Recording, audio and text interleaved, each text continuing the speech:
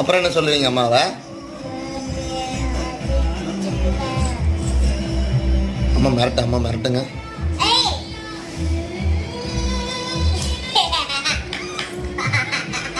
எப்படி சாமி அம்மா மிரட்டுவீங்க? அப்புறம்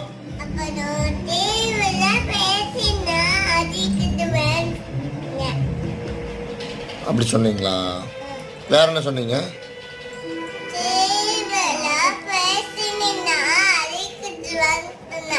ம்